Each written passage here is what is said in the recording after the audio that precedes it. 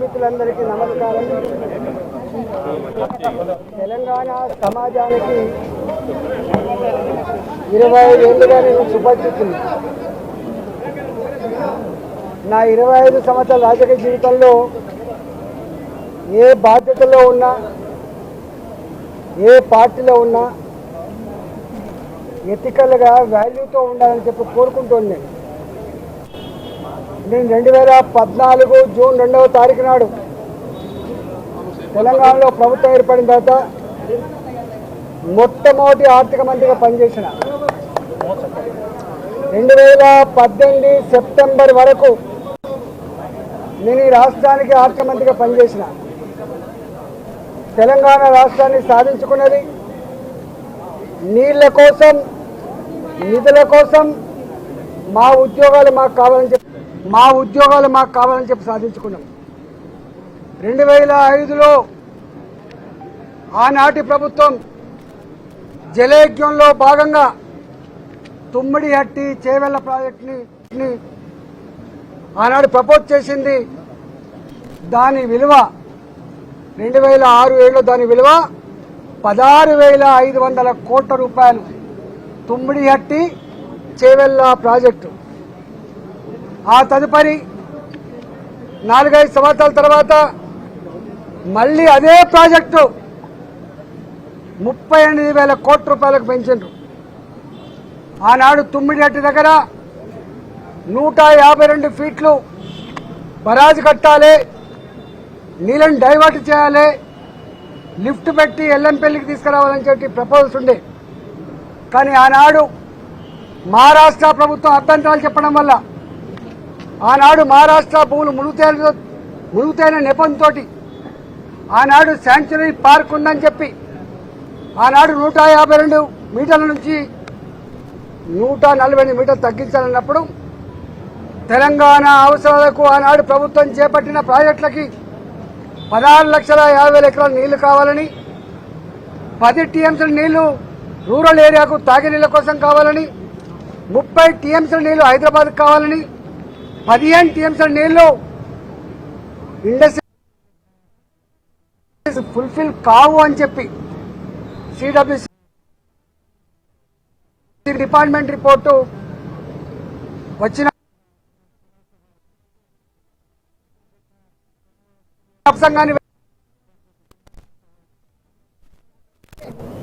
నేను ఆర్థిక మంత్రిగా, అదేవిధంగా ఇవాటి మంత్రిగా, ఆనాటి మంత్రిగా ఉన్నటువంటి తుమ్మల నాగేశ్వరరావు గారు ఆర్ఎండ్బి మంత్రిగా మంత్రివర్గ ఉపసంఘం వేసింది. మంత్రివర్గ ఉపసంఘం సిడబ్ల్యూసీ రిపోర్ట్లు, ఇరిగేషన్ డిపార్ట్మెంట్ ప్రతిపాదనలు, వాళ్ళ అవసరాలన్నీ కూడా మా ముందుకు పెట్టినప్పుడు మేమన్నాం, ఒకవేళ కనుక ఈ తుమ్మిడిహట్టి చేవెళ్ల మన అవసరాన్ని తీర్చకపోతే మరో ప్రత్యామ్నాయ మార్గాన్ని అన్వేషించమని చెప్పినప్పుడు వారు అనేక రకాల సర్వేలు చేసి, అది టెక్నికల్ వాళ్ళు కాబట్టి ఇవాళ మేడిగడ్డ, సుందిల్ల, అన్నారం ప్రాజెక్టులకి వాళ్ళు ప్రపోజ్ చేశారు. ఆనాడు ఆ ప్రాజెక్ట్ కాస్ట్ 63,000 కోట్లు అని చెప్పి వాళ్ళు అంచనా వేశారు. ఆ తదుపరి అనేక పరిణామాలు, అనేక జిల్లాల్లో వచ్చిన డిమాండ్లు, ఇంకా అనేక కొత్త ఏరియాకు నీళ్ళు ఇవ్వాలన్నటువంటి రైతుల ఆక్రందనలు, ఉన్న ఇరిగేటెడ్ ఏరియాకు స్టెబిలైజ్ చేయాలన్నటువంటి నిర్ణయాలు, అనేక రకాల నిర్ణయాల వల్ల అది 82,000 కోట్లకు పోయినమాట వాస్తవం. ఆ తదుపరి ఏం జరిగింది మాకు సంబంధం లేదు. ఇక్కడ మమ్మల్ని అడిగిన ప్రశ్న ఏంటంటే, మీరు ఆర్థిక మంత్రిగా ఉన్నారు కదా, ఈ డిజైన్లతో, ఈ కన్స్ట్రక్షన్తో, ఈ టెక్నికల్ ఆస్పెక్ట్తో మీకు సంబంధం ఉందా అని చెప్పి అడిగినారు. మాకు ఏమీ సంబంధం ఉండదు. రెండో ప్రశ్న, వాళ్ళని కాళేశ్వరం స్పెషల్ పర్పస్ వెహికల్ అయితే పెట్టిందో, కాళేశ్వరం ఇరిగేషన్ ప్రాజెక్టు కోసం ఒక కార్పొరేషన్ పెట్టిందో, ఆ కార్పొరేషన్ రుణాల మీద మీకైనా అధికారం ఉందా అడిగిండ్రు. కానీ కార్పొరేషన్ మీద ఆర్థిక డిపార్ట్మెంట్కి, ఆర్థిక మంత్రికి ఏం సంబంధం లేదు. వాళ్ళు ఆనాడు ప్రాజెక్ట్ రిపోర్టు బ్యాంకులో సబ్మిట్ చేసిండ్రు, డబ్బులు తెచ్చుకున్నారు, వాళ్ళే ఖర్చు పెట్టుకుని తప్ప మాకు సంబంధం లేదు. అసలు ఒక్క మాటలో చెప్పాలంటే ఇరిగేషన్ డిపార్ట్మెంట్కు తోడుగా అనుబంధంగా వాళ్ళ దగ్గరనే ఒక అకౌంట్ డిపార్ట్మెంట్ ఉంటుంది, దానికి ఒక ఆడిట్ డిపార్ట్మెంట్ కూడా ఉంటుంది. ఆ బిల్లులు మంచా చెడా, పనులు అయినాయా కాలేదా, క్వాంటిటీ ఉందా లేదా, క్వాలిటీ ఉందా లేదా, ఇవన్నీ చెక్ చేసుకోవాల్సింది ఆ ఇరిగేషన్ డిపార్ట్మెంట్ నుండి వాళ్ళ అకౌంట్ సెక్షన్, ఆ తదుపరి ఆడిట్ సెక్షన్ మా దగ్గరికి వస్తుంది. కాళేశ్వరం కార్పొరేషన్ కింద ఏ డబ్బులు అయితే ఉండనో వాళ్ళే నేరుగా పే చేసుకున్న మాకు సంబంధం లేదు.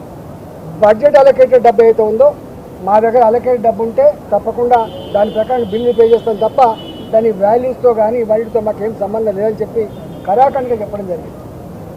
కానీ వాళ్ళ ఎంత దుర్మార్గులు అంటే ఈటల రాజేంద్ర గారు పిలుస్తాను, ఏం పిలుస్తావు, ఏం పిలిచినా ఏముంటుంది, మా బతుకు చాలా ట్రాన్స్పరెంట్గా మేము ఎథిక్స్ కోసం బతికిన వాళ్ళం, ప్రజల కోసం బతికిన వాళ్ళం, కంట మీద తుపాకీ పెట్టినా కూడా గదే మాట మాట్లాడడం తప్ప ఇంకోటి మాట మాట్లాడటం కాదు. ఇవాళ పిచ్చి కూతలు కారు కూతలు ఇలా కుక్కలు ఎగబడ్డాయి మాత్రం చూస్తూ ఉంటే బాధ అనిపిస్తూ ఉంది. ఏది ఏమైనా తెలంగాణ ప్రజలు నిజమైన న్యాయ నిర్ణేతలు, ఎవడు తప్పు చేసిండో ఎవడు ఒప్పు చేసిండో వాళ్ళు నిర్ణయిస్తారు తప్ప ఇవాళ కొద్దిమంది బట్ట కాల్చి మీద వేసినంత మాత్రం ఇవి అయ్యే ప్రసక్తి లేదు. కానీ ఒక్కటి మాత్రం మళ్ళీ ఒకసారి చెప్పదలుచుకున్న 3 బరాజులు మేడిగడ్డ దాని విలువ 4,600 కోట్లు, కుందిల్లా అదేవిధంగా అన్నారం ఒకదానికేమో 2,700 కోట్లు, ఒకదానికేమో 2,011 కోట్లు.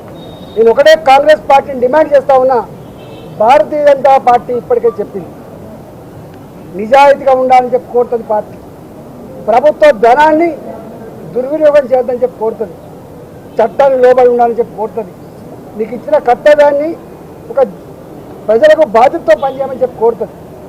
ఇవాళ మేము కోరుతా ఉన్నాం. అంతకుముందు అనేక కమిషన్లు వేసిండ్రు, ఎందుకు రిపోర్ట్లు బయట పెడతలేరు, ఎందుకు చర్యలు చేపడతలేరు. నేను ఇక్కడ కూడా కోరుతున్నా, ఇప్పటికే సంవత్సరం గడిచిపోయింది, త్వరగా ఈ రిపోర్ట్ను బయట పెట్టండి, త్వరగా నిజంగా ఎవరు బాధ్యులవుతారో వాళ్ళ మీద చర్యలు తీసుకోవాలి తప్ప మీరు తాత్సారం చేసి బట్ట కాల్చి మీదేసి వాటిగా రాజకీయ పద్మం కట్టుకుంటా అంటే నిన్ను వదిలిపెట్టే ప్రసక్తి లేదు. తెలంగాణ సమాజం నిశ్చితంగా గమనిస్తూ ఉంది. నువ్వు ఏ ఆరోపణలు చేస్తూ ఉన్నావో, ఏ మాటలు మాట్లాడుతున్నావో ఇవాళ ఆ మాటలకు కట్టుబడి, ఆ ఆరోపణలకు కట్టుబడి రేపు ఆ రిపోర్ట్ను బయటపెట్టు. రిపోర్ట్లో ఏం నష్టం జరిగిందో, ఎన్ని వేల కోట్ల రూపాయలు దుర్వినియోగం జరిగిందో, దానికి కారకులు ఎవరో, తప్పకుండా దోషులు ఎవరో శిక్షించకపోతే నిన్ను ప్రజాక్షేత్రంలో నీకు శిక్ష తప్పదని చెప్పి కాంగ్రెస్ పార్టీ హెచ్చరిస్తాం.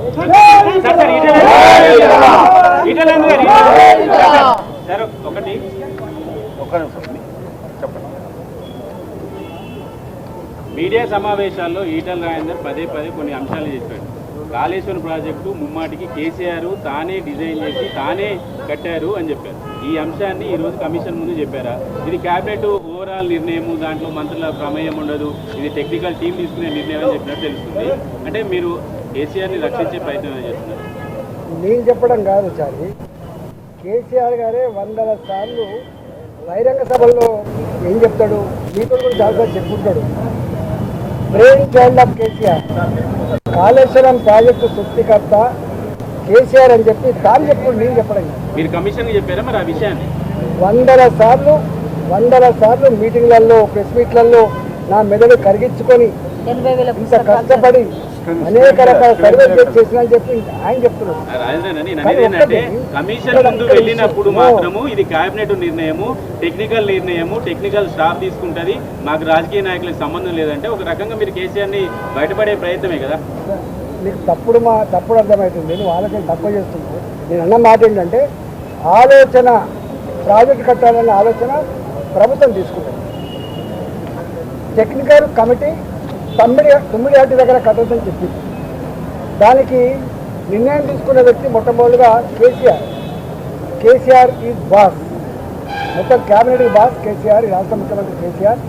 దానికోసం కమిటీ వేసింది. కానీ అంతిమంగా నిర్ణయం అమలయ్యేది నా బ్రెయిన్ చైల్డ్ కాబట్టి అమలు చేస్తా అని చెప్తే ఒక్కడి అమలు చేస్తే ఇది కాదు. దాని క్యాబినెట్ మొత్తం ఆమోదిస్తే మాత్రమే అది కన్స్ట్రక్షన్ అవుతుంది తప్ప ఒక కేసీఆర్ ఆమోదించిన పద్ధతి ఉండదు. ప్రాజెక్టు డిజైన్ చేశాడు, కేసీఆర్ కట్టాడని మీడియా సమావేశంలో మీరు చెప్పారు. ఇదే విషయాన్ని కమిషన్ కి చెప్పారా? అక్కడ మాత్రం టెక్నికల్ టీం చూసుకుంటది, మాకు సంబంధం లేదని స్టేట్మెంట్ చేశారు. ఎక్కడ కట్టాలి, ఎట్లా కట్టాలి, దాని క్వాలిటీ ఏంది, దాని క్వాంటిటీ ఏంది, దాని డెప్త్ ఎంత, అవన్నీ మాకు సంబంధం ఉండాలి. ఫైనాన్స్ డిపార్ట్మెంట్, నేను ఫైనాన్స్ డిపార్ట్మెంట్ సంబంధించిన మంత్రిని, అదంతా ఇరిగేషన్ డిపార్ట్మెంట్ వాళ్ళు చేయాల్సిన పని. మీరు మీడియా సమావేశాల్లో బీజేపీ పార్టీలో చేరిన తర్వాత చేసిన స్టేట్మెంట్ ఏంటంటే కాళేశ్వరం నేను దగ్గరుండి చూసినా అంత కేసీఆర్ చేశాడు, కేసీఆర్ కట్టాడు, ఇంజనీర్లు లేరు, ఏం లేరు అని చెప్పారు. మీకు గుర్తుంటారు. తప్పు తప్పు. ఇది ఆలోచన, ఈ ఆలోచన, దాని ఇంప్లిమెంటేషన్, దాని దగ్గరుండి మొత్తంగా చూసుకున్నాడు చెప్పి కేసీఆర్ చెప్పి నేను చెప్తాను బాబు. మీడియా సమావేశంలో చెప్పిన సమాధానానికి గోసు ఎలాంటి రియాక్షన్ ఇచ్చారు?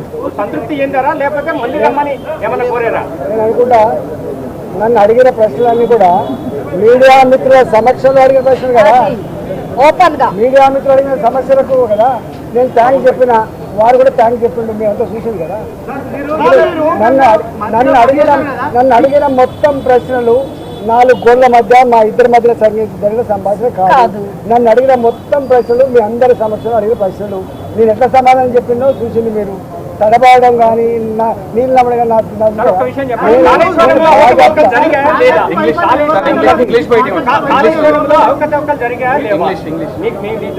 వచ్చాయా?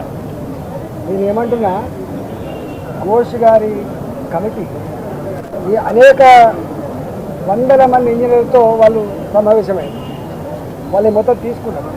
వారికి ఒక్కటి అర్థమైపోయింది, ఇది ఇంజనీర్లను ఎవరు ఆదేశించిండు నీళ్లు స్టాక్ పెట్టమని, ఇంజనీర్లు ఎవరు ఆదేశించిండు ఇట్లా కట్టమని, ఇంజనీర్లు ఎవరు ఆదేశించిండు తొందరగా కట్టమని చెప్పి వాళ్ళ దగ్గర ఉన్నాయి. నేనేమంటున్నా, ఘోష్ గారి కమిటీ రిపోర్ట్ని వెంటనే బయటపెట్టి దోషులను శిక్షించమని కోరుతున్నాం. అది ఈటలా ఉంటే ఈటలా ఉంటాడు, ముఖ్యమంత్రి